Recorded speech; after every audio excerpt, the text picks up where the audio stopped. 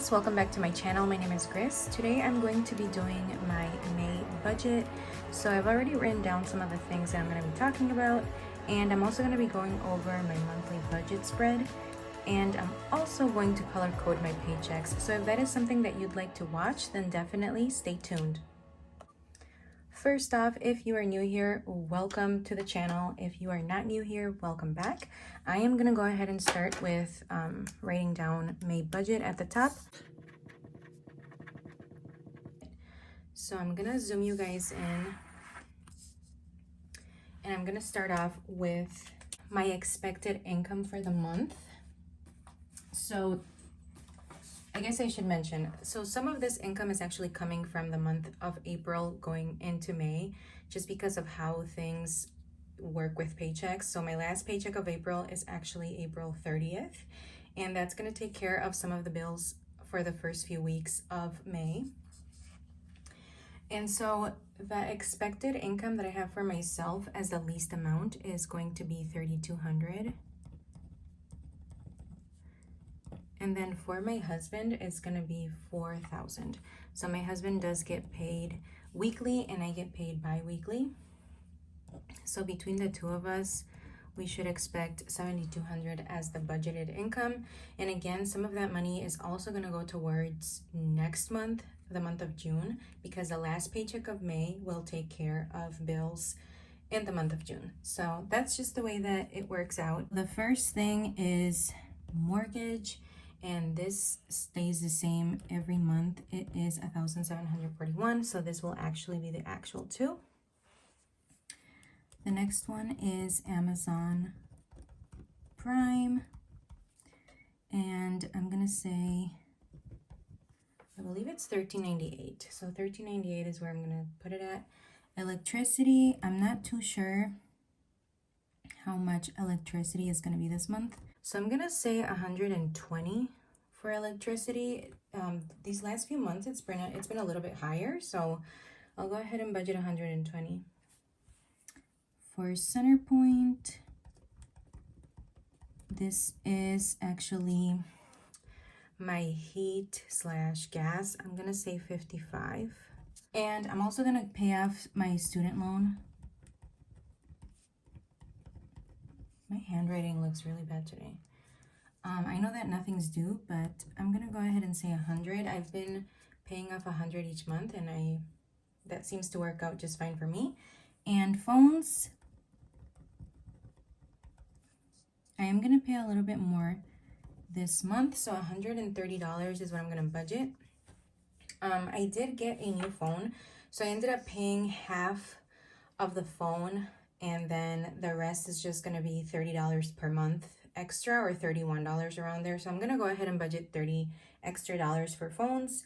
Typically it's $99, but I needed a new phone, you guys. I don't know if you guys have had the same problems with older iPhones. I had an older version of an iPhone, and to be completely honest, the battery would go low super quick, even though I had just charged it like a few hours ago, and it was becoming a problem. Okay, so phones, and then Netflix. For Netflix, I'm gonna go ahead and say $15. I know that it's like 15 and some cents. So $15. CenturyLink is who I have my internet with, and that's probably gonna stay at 55. That usually never changes. Life insurance, I'm gonna say 14. Car insurance does tend to vary each month, so this doesn't always stay the same. I'm gonna go ahead and say 200 for this month, just because it's been a little bit higher the last few months, and I don't know why they do that. And then the last one is car loan. So I have some happy news. I paid off my car loan with the stimulus that they sent us, and I no longer have a car payment, but we still have my husband's car payment. But I have completely paid off mine, which I am super happy about. So that extra money that I have is going to be really extra income for me to put towards something productive like my sinking funds or savings. I don't know, probably my savings challenge. That's what I was thinking, but we'll see how this month goes. This month, I know I'm planning on putting it towards my sinking funds. So, all right, so that's it for the budget for this month. I'm gonna go ahead and color code my paychecks. I typically switch the colors for each month just to make it a little bit interesting, but when it comes to my expenses, I like to keep the same colors. And then I'll show you my monthly spread here too. So paycheck number 1 is going to be me, and paycheck number 2 is also going to be me. Paycheck number 3 is going to be all of my husband's paychecks combined, just because he gets paid weekly. So with my first paycheck, I like to take care of obviously the first few bills at the beginning of the month. With the first paycheck, I actually used to take care of my car loan, just because that's a payment that I liked to make earlier in the month. Paycheck number 2 is also going to be me, and I'm going to take care of the rest of these bills. And paycheck number 3, we're going to have that be my husband's paychecks. Perfect. So this is how the budget looks for this upcoming month. I don't think anything is going to change, but let me explain how I have my monthly set up. Okay, so I zoomed you guys out just a little bit. On the left-hand side here, I just have down the account balances. I like to go into my bank account each week and write down the balance for the week. And I also like to do my weekly check-ins at least once a week, typically towards the weekend or on the weekend. And then I have all of my bills. I also have my paychecks and my husband's paychecks put down here. Birthdays, so I have a birthday at the beginning of the month and one at the end of the month, my brother's birthday. And I like to put a little quote over on the left-hand side too, just for motivation. And I also have an appointment, a medical appointment on the 7th. So I do have to check my HSA balance just to make sure that I can take care of the copay, which I'm sure that's not going to be a problem because it's typically like $30, I think.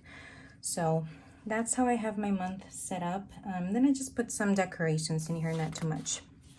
And then I typically like to do like the meal plans for the weeks. So that's how I also have this set up. I still have to put my expense trackers in here, which it's just like a piece of paper like this. And then I just write down my expenses. And then here is where I'll do my paycheck to paycheck budget, which will kind of go over what I'm gonna do for my cash envelopes and my sinking funds. So that's it for this here. And then of course my monthly spread. I didn't want to go over my monthly spread because I thought it would be a little bit boring going over this again, because it's pretty redundant. It's practically the same thing as here. And then I'll just go in here and also color code the bills here with a little line, and then that's how I know. And if that tends to change, then I will go back here and switch the colors. So I usually tend to wait until I pay it off, and then I go in there and color code it. So actually I did forget to put my totals here, so let's go over the total expenses. I'll grab my calculator.